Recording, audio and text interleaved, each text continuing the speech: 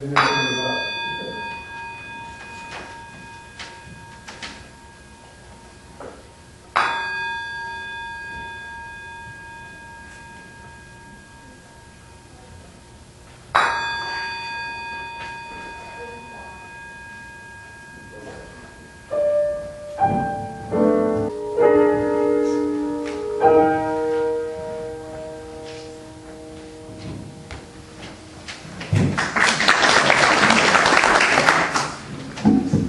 you, Paula. Wonderful. Thank you. Good morning, everyone, and welcome to Unity Church of Ames. I'm Steve Newell. I'll be your platform assistant today. And on this beautiful October 16th Sunday, first things I want to mention is we have coffee and some treats after the service in the community room, which is just around the corner there. The steps, 3 steps there, and everybody is welcome to that today. There will be plenty for everybody. And also the chaplain today will be Charlene Bull. And so for those who'd like individual prayer work, that would be in the prayer room over here to the right after the service, 11:30 to 11:50. And so that's next thing. Okay, thank you, Sally Hannah. Transformational opportunities. And so now we're on to the opening prayer with Steve Newell. And I have just a little something here to start with that was from the pamphlet called Freedom of Forgiveness from Unity. And it's from Ellery Onawa on her little write-up called The Path to Freedom. And it's just one paragraph here. As long as we carry blame or stories of wrongdoing in our hearts, we cannot know peace. It's impossible because living life through the lens of what's wrong strips us of joy and blinds us to the truth of well-being. If we cling to perceptions of past hurts and project the responsibility for our pain onto others, there can be no hope of freedom. Because by blaming others, we create the illusion that life happens to us rather than the truth that it happens through us. We forget who we truly are. So now as we begin this meditative prayer together, we take a breath in and release. And just get centered in that quiet upper room of our consciousness. Because this day is unique. And no other day will be exactly like this day. We give thanks to God for this unique day in our lives. Where there is discord, let us bring joy. Where there is sadness, let us bring healing and peace and love. Let us affirm that indwelling light, that divine spark that comes from God, that is within us all. Let us shine with that light, which transcends understanding, that light of the heart and the spirit within, that the way shower has given us example to practice in our daily lives. We are beloved of God, and we give thanks for that. In the words of the I am declaring peace. I am declaring peace.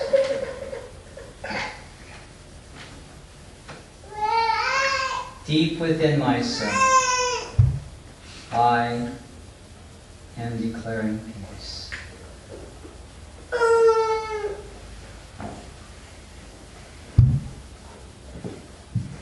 Amen, and so it is. Amen, and so we let it be. All right. So let's go on now. Now we're up to the next thing here, which is the Unity Worldwide Ministries Foundation Statement. This is a prayerfully intended affirmation we say together as one community in every Unity Church Center and Temple around the globe. So it's a cosmic echo of an affirmation. Let's say that together, please. There is one presence and one power in the universe and in my life. God the good, omnipotent. All right, that's needed. Now the next is our own Unity Church of Ames affirmation. Shall we see that together, please? Through the Christ Spirit in us, we create a better church and a better world. So be it. All right, great, thank you. Now we're on to the next item, the daily word reading, which will be by Claire Aldrich. Claire, come on up. The daily word for today is heaven on earth. Immersed in God's love, I experience heaven on earth. Cradling a sleeping child, sharing an evening with close friends, praying at the edge of the ocean. I enter into heavenly consciousness each moment. I am at peace and one with God. During these moments, I experience true oneness. There is no sense of separation between myself and others, between myself and the world. I breathe and relax into the wonder of God's love and peace. Right where I am now, I am fully immersed in spirit. Gratefully, I acknowledge this heavenly expression is a part of my earthly experience, allowing my mind to merge into the one mind of pure love, dissolving my being into the depths of infinite possibilities. This is heaven on earth. And from Matthew 10:7, as you go, proclaim the good news. The kingdom of heaven has come near. The word for today, heaven on earth.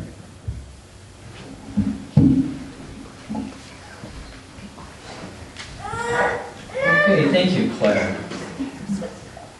And now we're on to the lesson with our guest speaker and soon-to-be graduated licensed Unity teacher, Sue Podraza-Nagle. Come on up, Sue. Oh, thank you, Steve.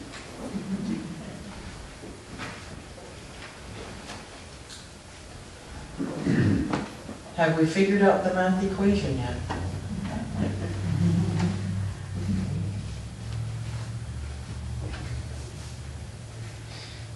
I see some kids in the audience going, I didn't know there was a quiz. Relax, relax. We're going to take a look today at the gift of being generous with forgiveness. Let me give you an example. Think of a time when you were under the age of 10 and you did something to your friend or to your brother or to your sister and your mom looked at you and said, now you say you're sorry. What was your first reaction?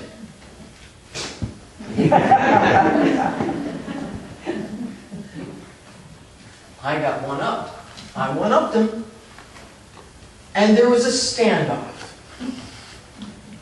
And eventually, because we stood there so long and our moms weren't going to give in, we would stand there with our hands clenched and our toes curled and that little snarl on our face and our heads down going, I'm sorry.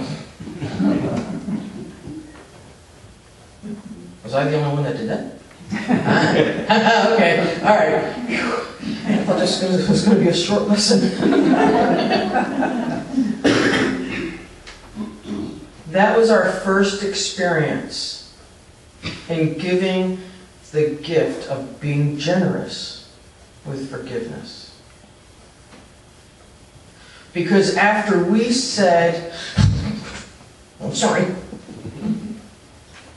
your sibling or your friend said, that's okay, let's go play. Right?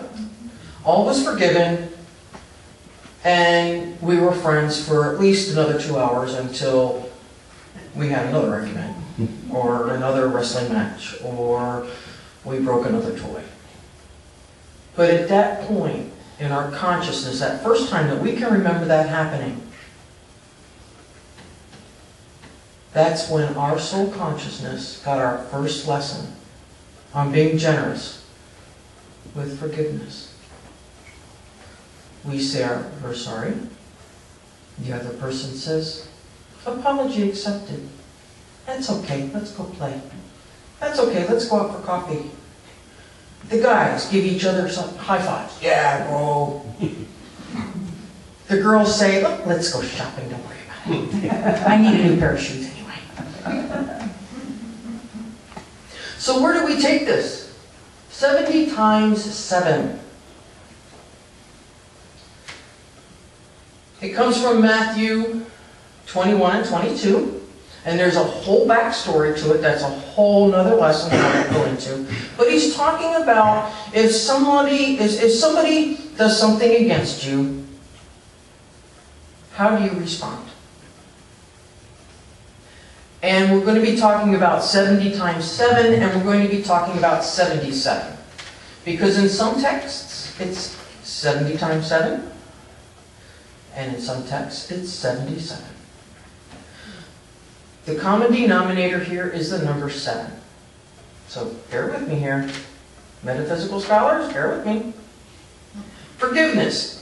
So Peter, one of the disciples, he's hanging around with Jesus, and the disciples, they have their share of forgiveness lessons, because there are people that, some follow and some try to persecute. And so Peter comes up to Jesus one day and says, well, Lord, if another member of the church sins against me, how often should I forgive?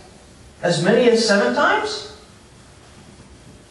Well, it sounds good to us, right? 7 times. That's good enough. Some of us go by the 3 strikes and you're out rule, right? Baseball? Cubbies? Yay? Okay, I'm getting off track. Peter actually thought he was being quite generous. And Jesus said back to him, not 7 times, but I tell you, 77 times, or 70 times 7. Why the discrepancy? Okay, so I did a little history because, like I said, it all depends on which texts of the Bible you read. And it's a matter of translation. And I'm going to try to say this word correctly. I practiced this for about 2 days. The Greek translation, Septuagint. The Greek translation comes out to 70 times 7. But if you quote it in Hebrew, it's 77. A case could be made for either or both of the Hebrew scriptures and the Greek translations, but it's the same thing. It doesn't matter what number it is. The number is 7. So let's adjust that verse a little bit. If a person, place, or thing is in error towards me, how often should I forgive? 70 times 7 implies unlimited forgiveness. Unlimited? I always have to forgive? Seriously? I just had 3 cars cut me off in traffic. Seriously? For our metaphysical students, the number, God calling,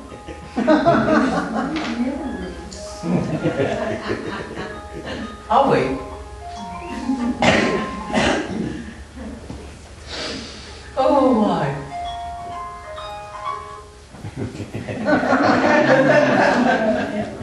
A little light music. Okay, so for our metaphysical students, the number 7 represents the fullness in the world of phenomena. Divine law of perfection for the divine natural man. Bear with me, you'll get it by the end of the lesson. Fullness in the world of phenomena. Fullness here, on this plane, on this earth, solid ground. Divine law of perfection. We all know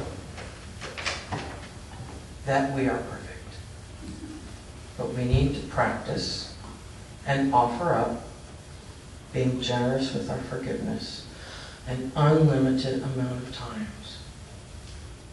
No matter how many times the dog takes the meat off the countertop. Counter surfers. I have one. We've all been there when we find that forgiveness is a challenge. That's the life lesson to learn. The opportunity of being generous with forgiveness. Here's some opportunities. I've already talked about the drivers that cut you off occasionally. Siblings, friends, I talked about those. How about ex-friends?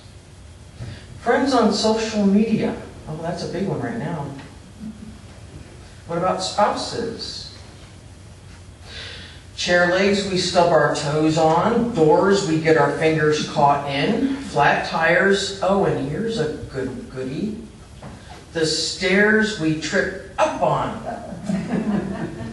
See how that is? Great. Opportunities for forgiveness. Think about it. When was there a time when someone or something raised your frustration level? Were you able to forgive as easily as your blood pressure rose? How long was it between the time you noticed that person cut you off in traffic and you said to yourself, you know, it really doesn't matter?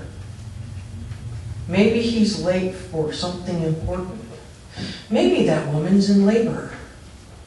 Maybe that woman's daughter's in labor and she's on her way to the hospital.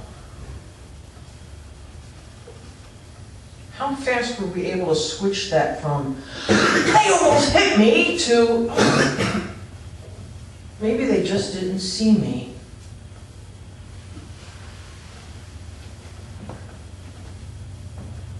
I had a perfect opportunity to offer up a generous dose of forgiveness yesterday morning. My husband texts me and says, honey, I can't find my wedding ring. Can you look for it? He's at work. My husband never takes off his wedding ring. Never. I work in a job where my rings have to come off. Then he calls me. Honey, did you find my wedding ring? I said, where was the last place you saw it? So he goes about and tells me about his morning, and then he went to work and he's putting lotion on his hands, and then he noticed it was missing. So I looked all over the house and I couldn't find it. We looked all over. Needless to say, the ring is MIA. And my husband is distraught. He never takes the ring off. Now, I remember a time in my evolution, way back maybe 20, 30 years ago, if my boyfriend took off a friendship ring, I became extremely angry. Oh, you don't love me anymore? You don't love me enough to wear the ring? Huh? Where are you going? Where are you going that you have to take off that ring? I'm not there anymore. I know that we have a union and that he loves me, and it just went MIA.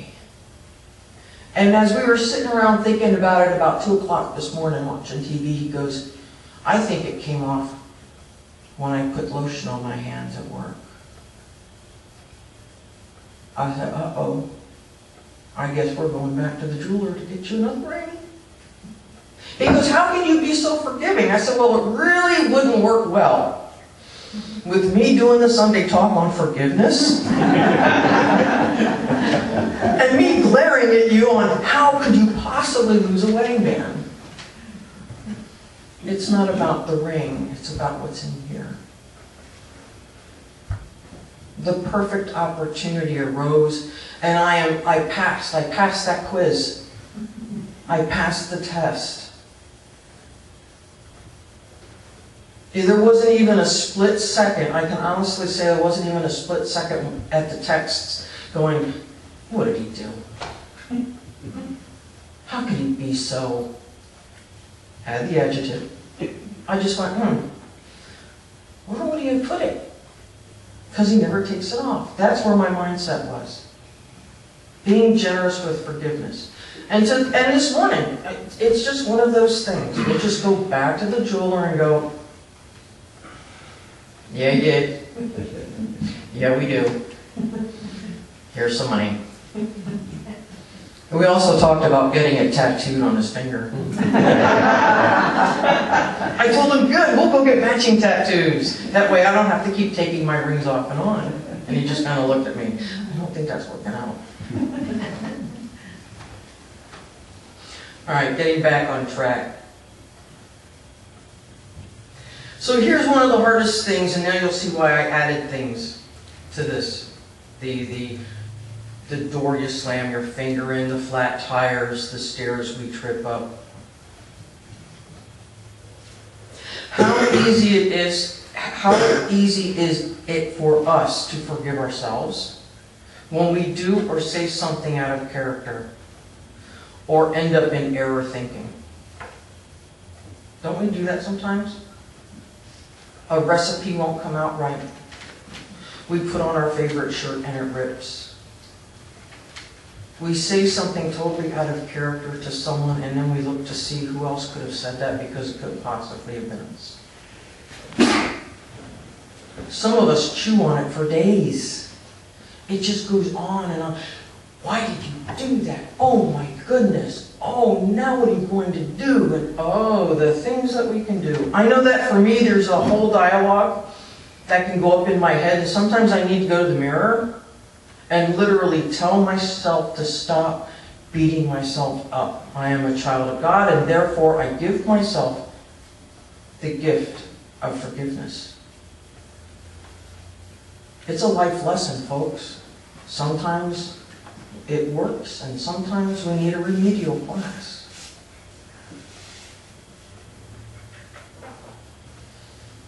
I found an answer on the topic of forgiveness given by Unity Minister Reverend Thomas Shepard in the book Good Questions.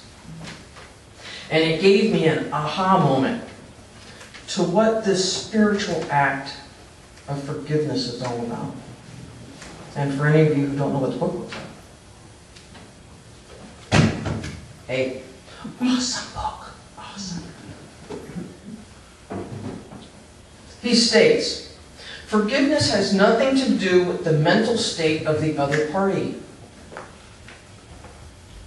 It has nothing to do with the mental state of the other party. It is an act of supreme self-interest. Self-interest. We forgive because to do otherwise is to condemn ourselves to a self-made hell. Think about it. We do something wrong, we become angry with ourselves, and we walk around mumble, mumble, mumble, mumble. Oh, how could I possibly be a human being after all that I did? Bitterness, envy, jealousy, malice, and anger, all traits of a personality in turmoil. Are we not in turmoil?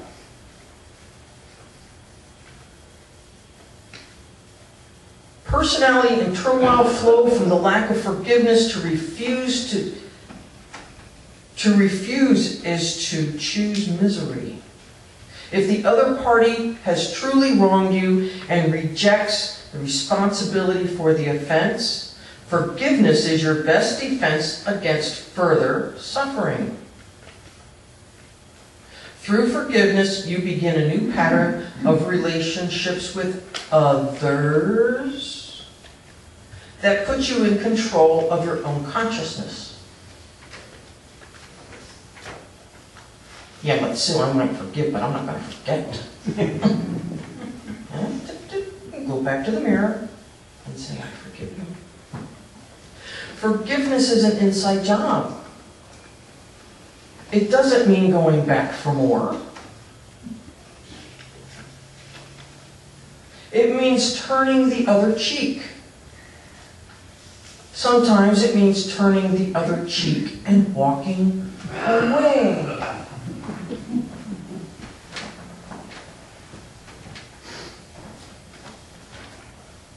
It's really not so hard to do. But he turned the other cheek and walked away. I forgive you. I forgive you, but I'm going to walk away. This also means we reconcile within ourselves. We release the error from our conscious state. We shift our consciousness to one of peace.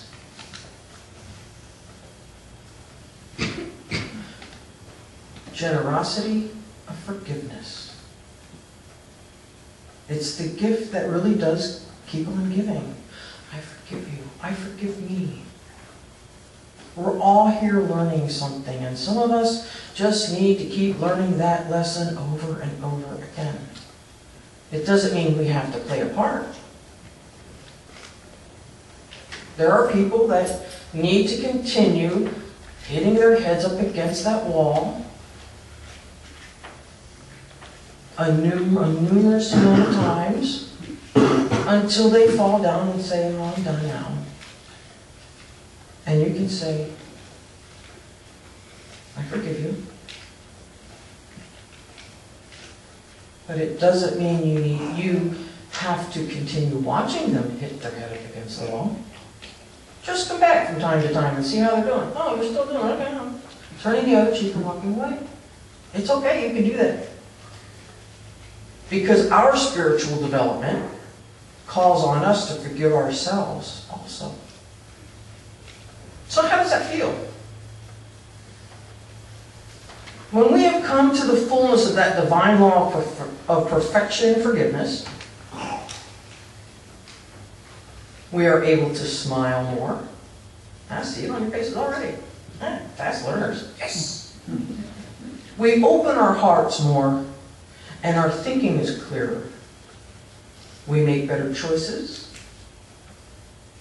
And there's also spiritual harmony. Remember I told you, way back in the Stone Ages, if somebody had lost something that I gave them, like a ring, and he didn't have it on him, I would just berate him, and I'd be so angry, and I would just chew on that for days.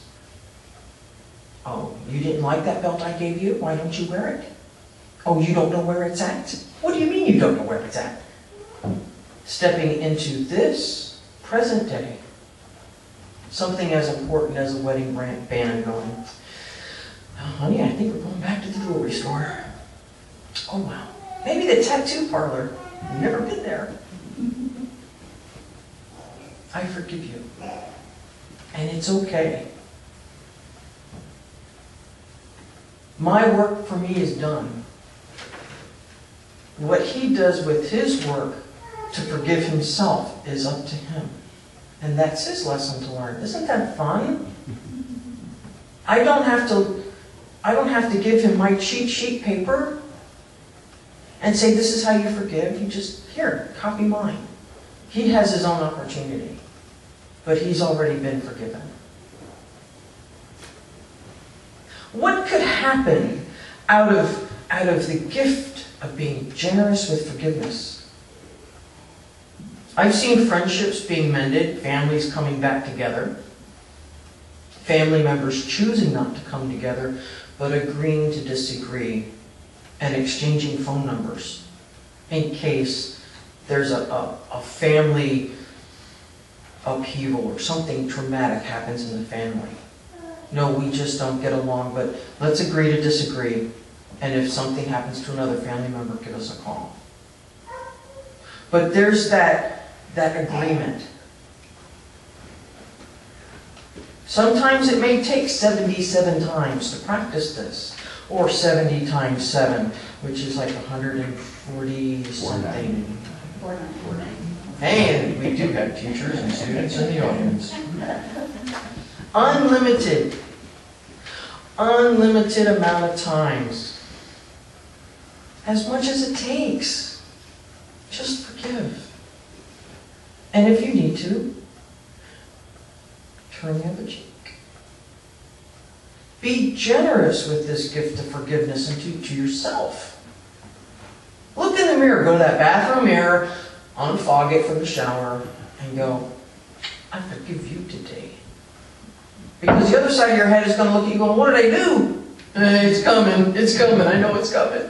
The lesson's coming, and I forgive you. I forgive me. I have a friend who has self-esteem issues, and her job, I've told her job is to say, I love me at least 3 times a day. And she needs to look in the mirror and say, I love me, and mean it 3 times a day. We support each other in prayer. And she'll call me on the phone and she'll start telling me about something that stop. How many times did you tell yourself you loved yourself? It's the same thing with forgiveness. I forgive me.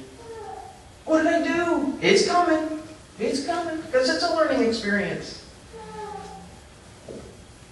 You've heard the phrase, pray up. Forgive yourself up. Forgive yourself up. Because it's coming. Because it'll get easier when that time comes when you trip up the steps and you go, dork. You'll be able to forgive yourself faster. Be generous. We remember to hold ourselves and others in the light of that Christ consciousness when we do this, knowing we are the very essence of God. We are? Yes, we are. We are the very essence of God. And if that didn't make sense, I have a passage. I found a book. I think it was one of our book sale, garage sales. It's called Daily Word for Women. Awesome, cute little book. On forgiveness, it says,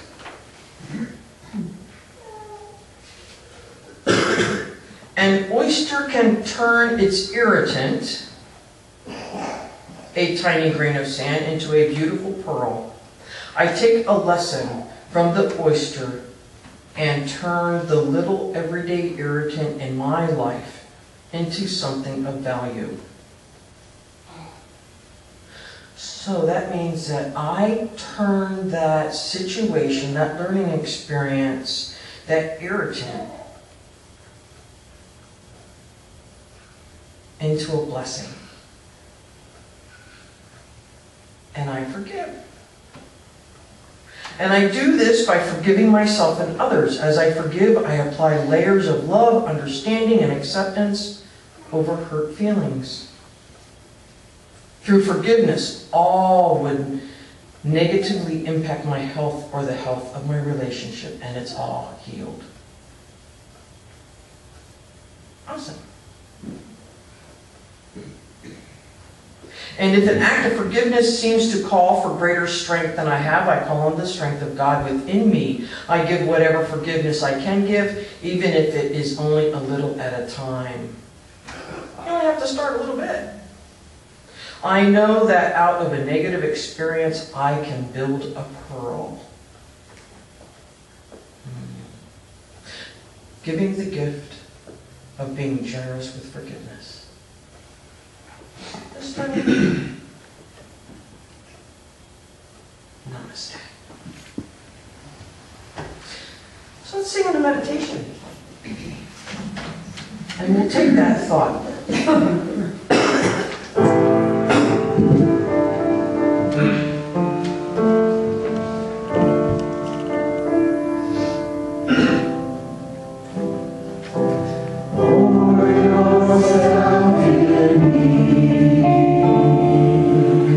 Pour yourself into my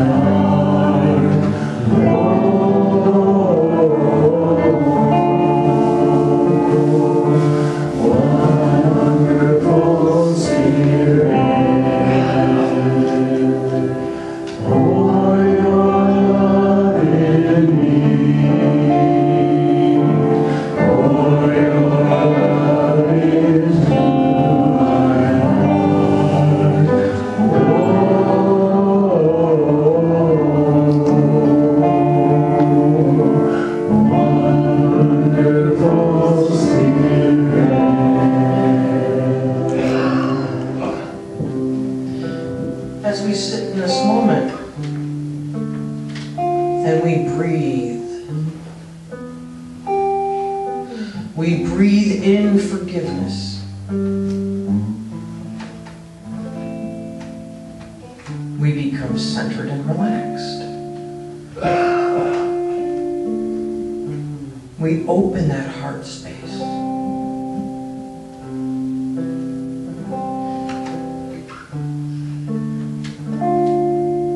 And we welcome that gift. That gift of forgiveness.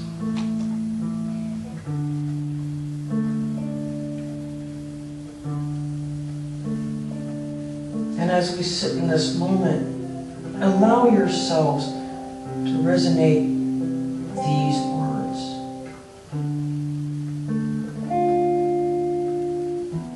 I bless myself by forgiving myself and others.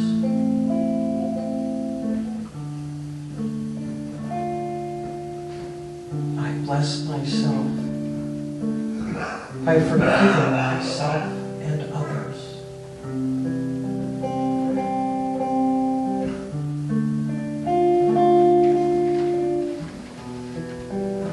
God's love within me radiates from me as forgiveness.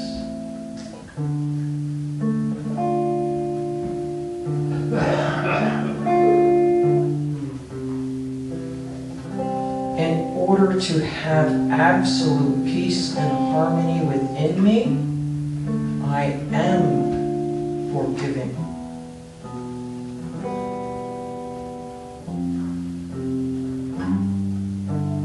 In order to have absolute peace and harmony within me, I am forgiving.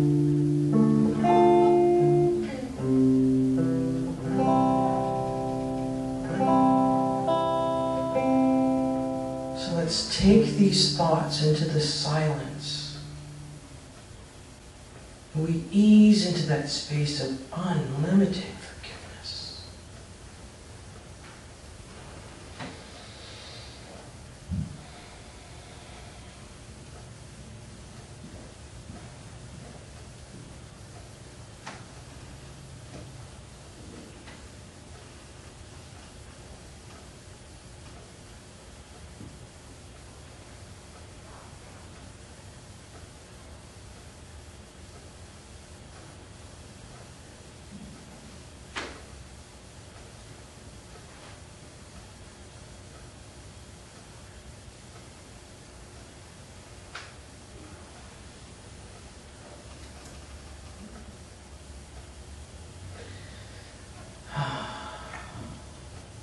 As we expand our consciousness and forgiveness, we are at peace in this moment. We are at peace in every situation. And we are at peace with ourselves. Amen.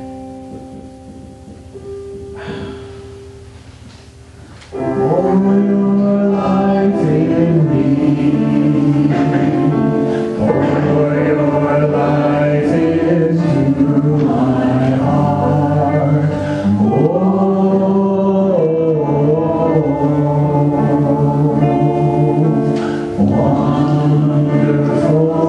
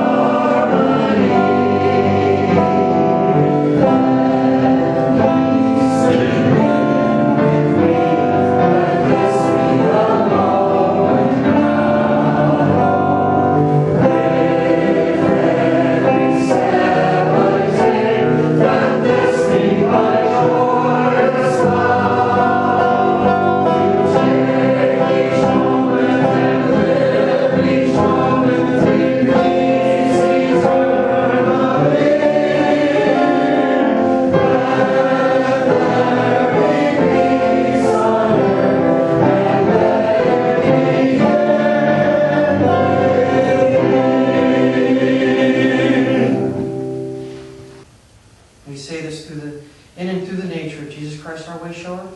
Amen. And our prayer of protection. The light of God surrounds